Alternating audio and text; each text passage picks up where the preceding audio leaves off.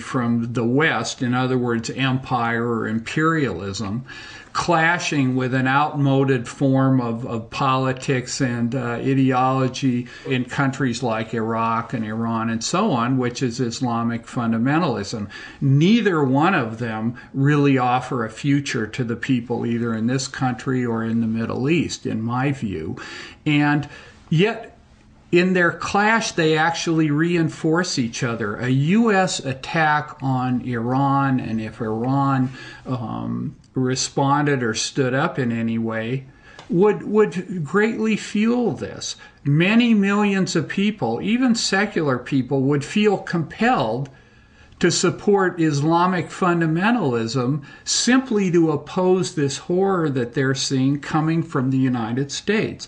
And it's my view that we have to create a third way. I mean, one of the things I think is so important about people in this country resisting is that it sets an example for people across the world that it's possible to have an alternative to imperialism that is not simply based on religious fundamentalism. I understand that this system that we live in is riven with contradictions, that it's in motion and that it may seem all-powerful, but has very many fault lines within it.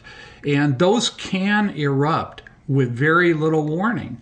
In Iran in 1978, Jimmy Carter said Iran, the Shah, was an island of stability in a troubled world. A year later, he was fleeing for his life, and a quarter of the population, 10 million people, were in the streets protesting.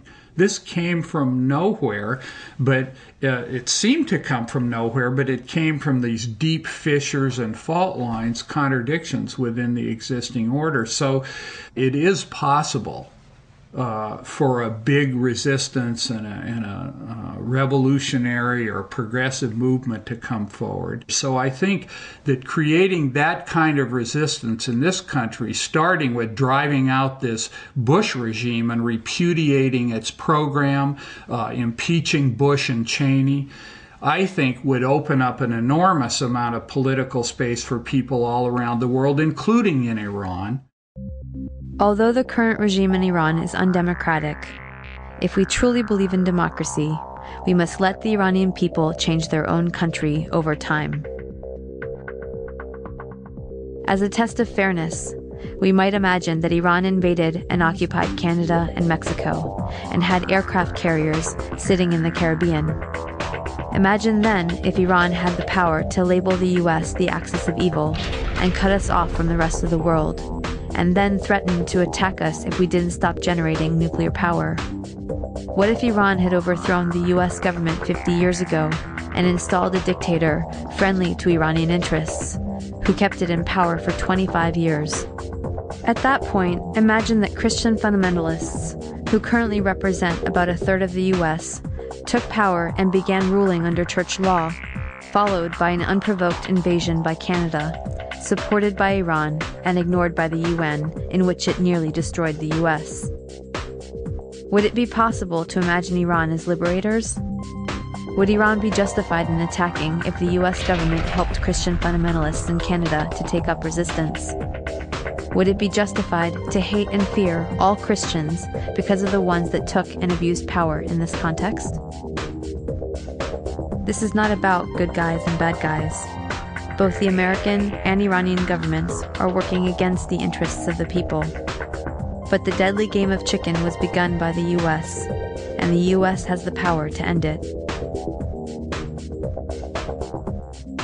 We should look at our current policies and actions against Iran, look at some better options, and figure out a way to change the minds of the people running our government and prevent another criminal enterprise that will cost many more lives. It has been done in the past, and if people take action, it can be done again.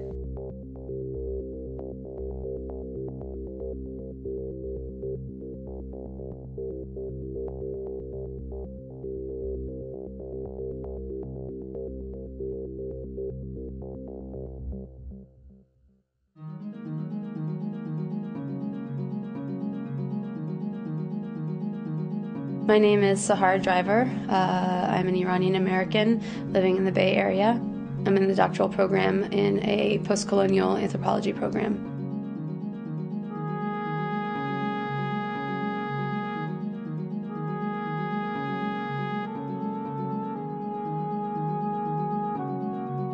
My name is Mitchell Plitnick. I was born in New York City, grew up there. I live in Alameda, California, and I am the Director of Education and Policy for Jewish Voice for Peace.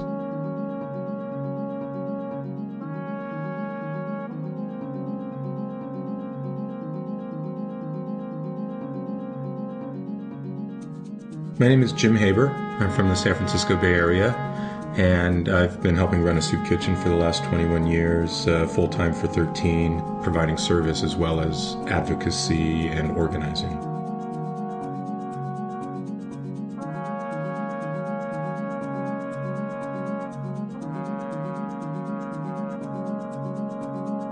My name is Bob Gould. I grew up in the Bronx, and for the last 30 years I've lived in San Francisco. I work at Kaiser Hospital in San Jose as a pathologist, where I've worked there since 1981. I'm also, since 1989, the president of the San Francisco Bay Area chapter of Physicians for Social Responsibility.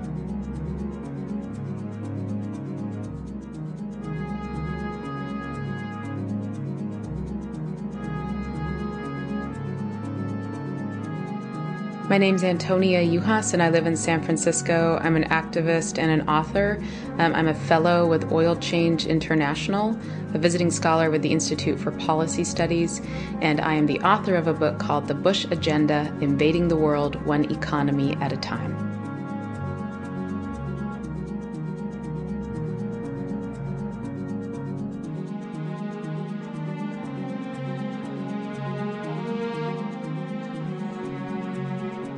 My name is David Glick.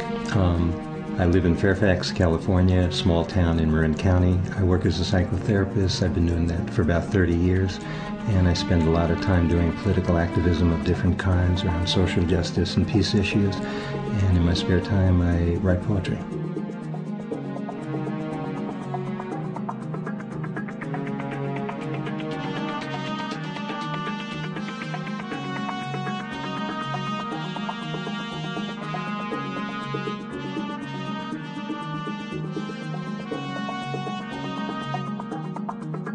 My name is Majid Barada, born in Tehran, Iran. I've been here in the United States last 35 years, and for last 28 years I've been a U.S. citizen. My profession is civil and earthquake engineering that spans over 26 years.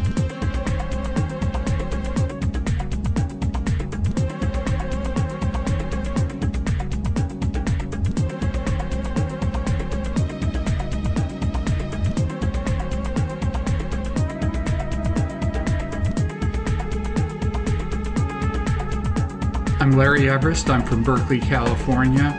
I've been covering the Middle East and Central Asia for over 25 years for Revolution newspaper and other publications, and I'm the author of Oil, Power, and Empire, Iraq and the U.S. Global Agenda, and other books.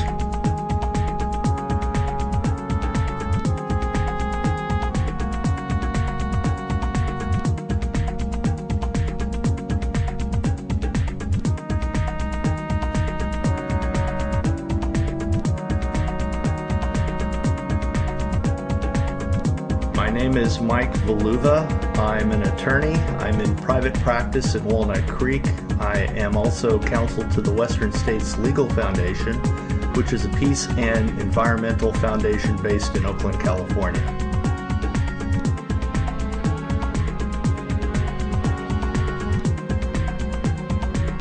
My name is Shahab Layegi. I'm originally from Iran. I immigrated to the United States about 15 years ago, and I've been a citizen for past 3.5 years.